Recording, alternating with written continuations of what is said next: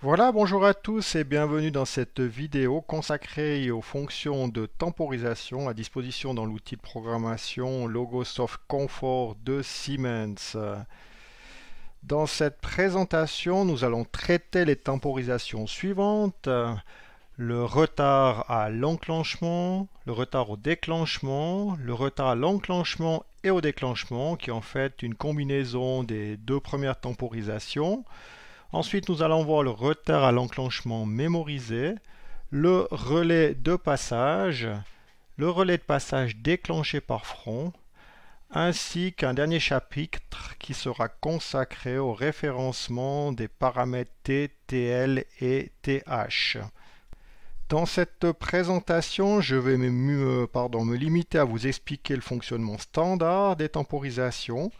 Pour le fonctionnement détaillé, vous trouverez les explications sur les slides.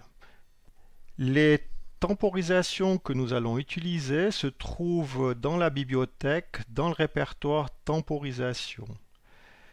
Nous n'allons pas tous les traiter.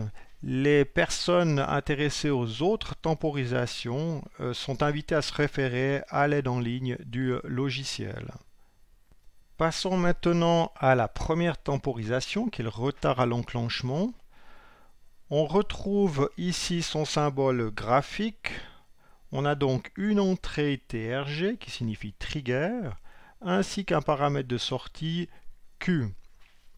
Si vous faites un double clic sur le symbole, vous allez obtenir la fenêtre qui est ici sur la droite avec un certain nombre de champs.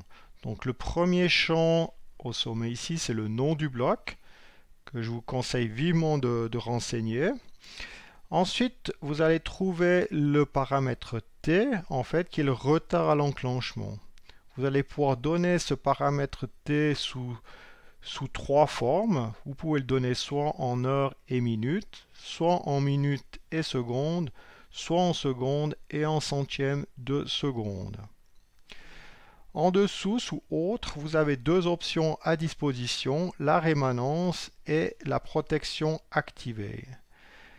En ce qui concerne la rémanence, elle permet de définir si les données actuelles elles seront conservées en cas de coupure secteur. Si vous activez cette option, lors de la remise sous tension du logo, la fonction poursuivra là où elle s'est interrompue lors de la coupure secteur.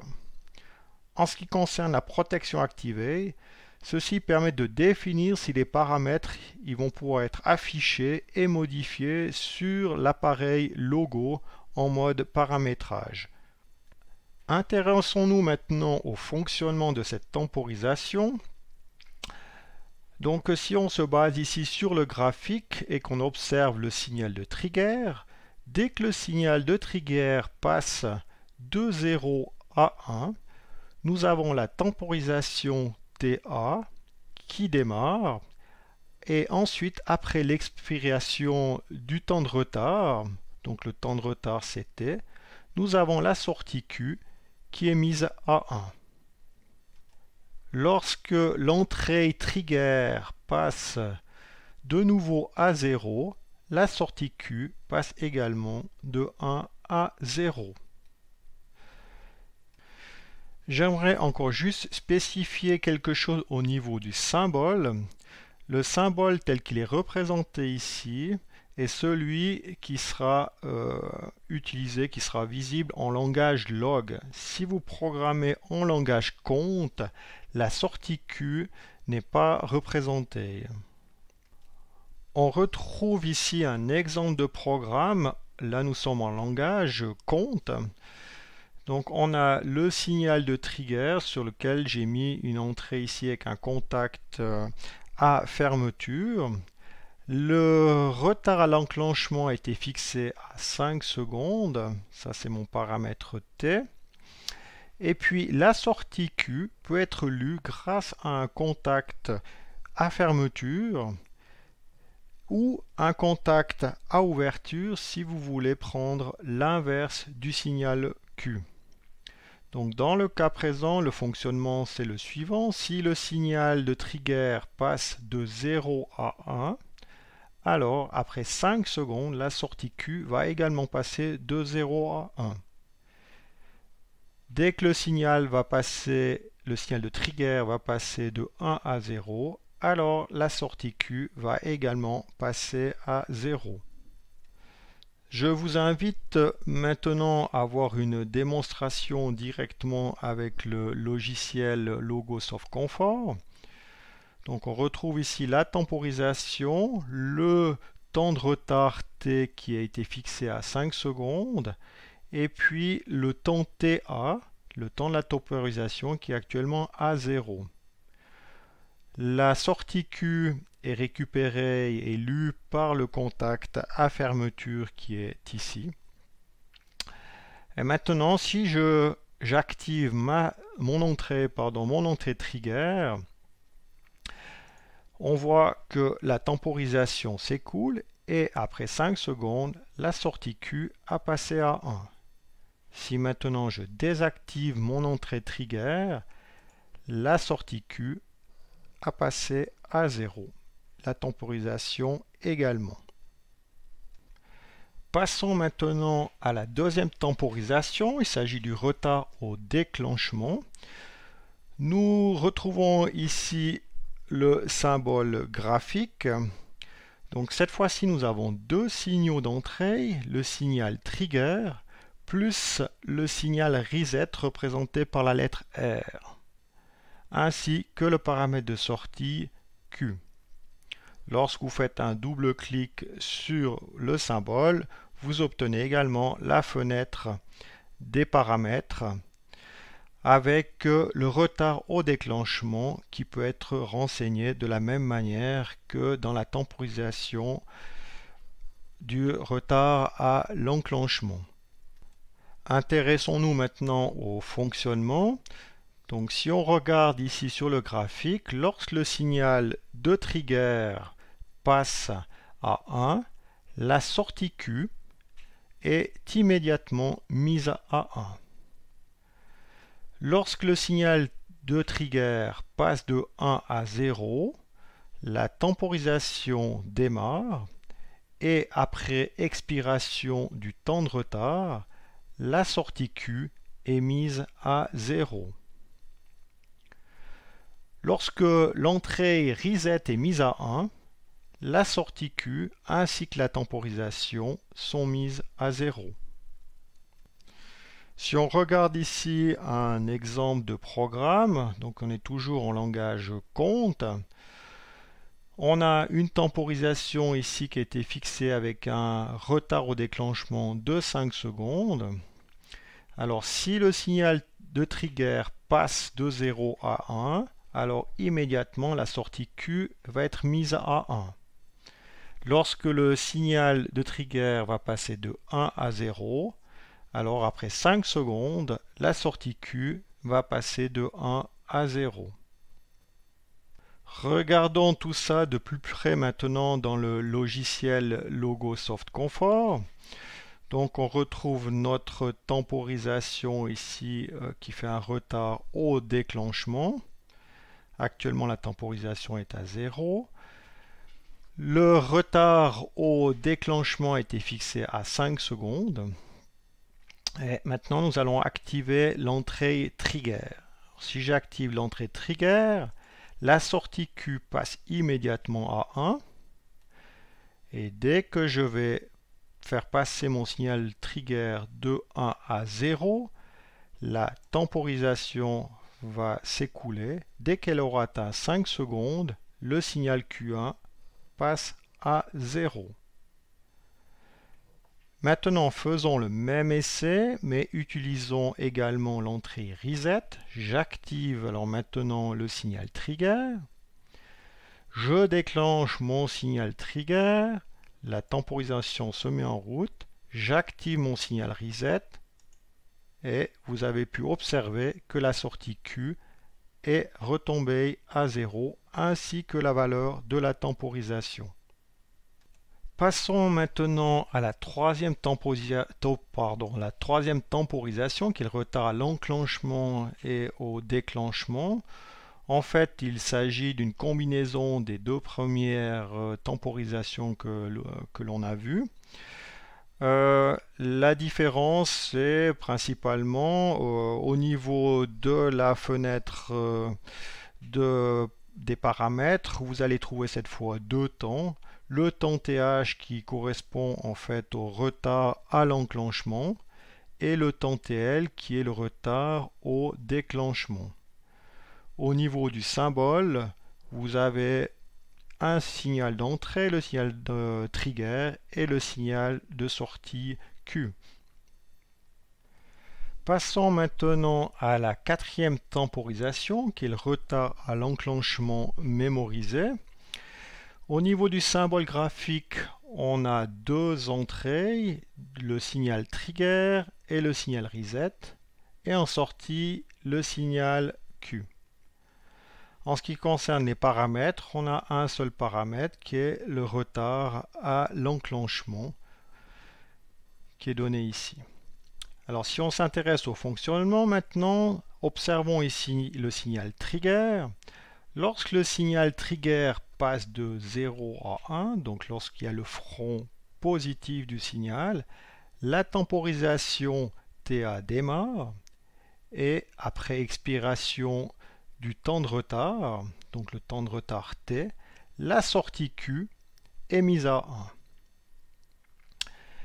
Pour remettre à 0 cette sortie Q, il faudra cette fois-ci agir sur le signal de reset et lors du front montant sur le signal reset, la sortie Q va être mise à 0.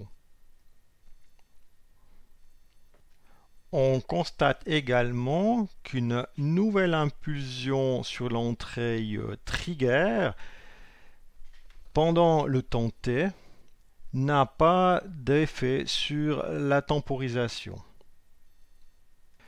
Passons maintenant à la cinquième temporisation, il s'agit du relais de passage. Le symbole graphique est représenté ici avec une entrée trigger et une sortie Q. Et on trouve au niveau des paramètres l'heure de désactivation qui s'appelle TL, qui peut être renseignée de la manière identique que dans les autres temporisations. Alors si on s'attarde maintenant au fonctionnement, lorsque le signal trigger passe de 0 à 1, la sortie Q est immédiatement mise à 1 et la temporisation démarre. Lorsque la temporisation a atteint le temps configuré, donc le temps TL, la sortie Q est mise à 0. On constate également que pendant l'écoulement de la temporisation, si le signal de trigger passe à 0, la sortie Q est également mise à 0. Intéressons-nous maintenant à la dernière temporisation qui est le relais de passage déclenché par front. Son symbole est représenté ici. Vous avez une entrée trigger, une entrée reset et une sortie Q. En ce qui concerne la fenêtre avec les paramètres, on va trouver une durée d'impulsion TH. Donc cette durée-là, c'est le temps pendant lequel le signal Q sera à 1. Ensuite, on trouve un paramètre TL qui est la durée d'interruption d'impulsion. Ce temps-là, ce sera le temps pendant lequel la sortie Q sera à 0. Et ensuite, on va pouvoir définir un nombre de cycles impulsion-pause, c'est-à-dire un nombre de cycles pendant lequel le signal Q passera de 1 à 0, ou plutôt l'inverse, de 0 à 1, de 0 à 1, etc. Alors si on regarde maintenant sur le graphique temporel, on a le signal trigger qui est ici. Nous allons nous intéresser au signal Q qui est ici au fond, qui reprend en fait les paramètres TL et TH contrairement au signal Q qui est ici, dont le paramètre TL a été mis à 0. C'est un cas un peu plus spécial. Donc prenons le dernier diagramme temporel de Q, ici, où on a mis un TL de 13 et un TH de 10 secondes. Donc lorsque le signal trigger passe de 0 à 1, la temporisation TA démarre et la sortie Q reste à 0 jusqu'à ce que le temps TL soit écoulé. Ensuite, la sortie Q passe de 0 à 1 jusqu'à ce que le temps TH, cette fois-ci, soit écoulé. Ensuite, la sortie Q donc passe de 1 à 0. Ce cycle peut ensuite être répété en fonction de la valeur que vous avez mise sur le paramètre nombre de cycles impulsion pause. Si vous mettez l'entrée R, donc l'entrée reset à 1, la sortie Q ainsi que la temporisation sont mises à 0. Passons maintenant au dernier chapitre concernant les paramètres T, TL, TH des différentes temporisations que nous venons de voir. L'affectation de ces paramètres, pour l'affectation de ces paramètres, vous avez deux possibilités. Soit vous attribuez des valeurs statiques, ou soit vous les référencez à d'autres paramètres qui viennent de fonctions telles qu'une fonction de temporisation, d'un compteur des compteurs ou d'un amplificateur, etc. Il y a d'autres possibilités. Pour illustrer mes propos, prenons un exemple. J'ai ici sur la droite un compteur avec une temporisation. Il s'agit ici d'un retard à l'enclenchement. Et au niveau du paramètre retard à l'enclenchement, cette fois-ci, je n'ai pas mis une variable, une valeur statique, mais je me suis référencé, j'ai référencé ce retard à l'enclenchement à la valeur du compteur. Donc la valeur du compteur ici dans l'exemple, le compteur est à 3 actuellement. Ce 3 ici, il est repris sur la temporisation comme retard à la montée et il est converti en secondes. Ça veut dire que maintenant on a un retard à l'enclenchement de 3 secondes. Si le compteur ici devait être à 10, à ce moment-là, le retard à l'enclenchement ici serait de 10 secondes. C'est ainsi que se termine cette présentation. Après la théorie, à vous la pratique.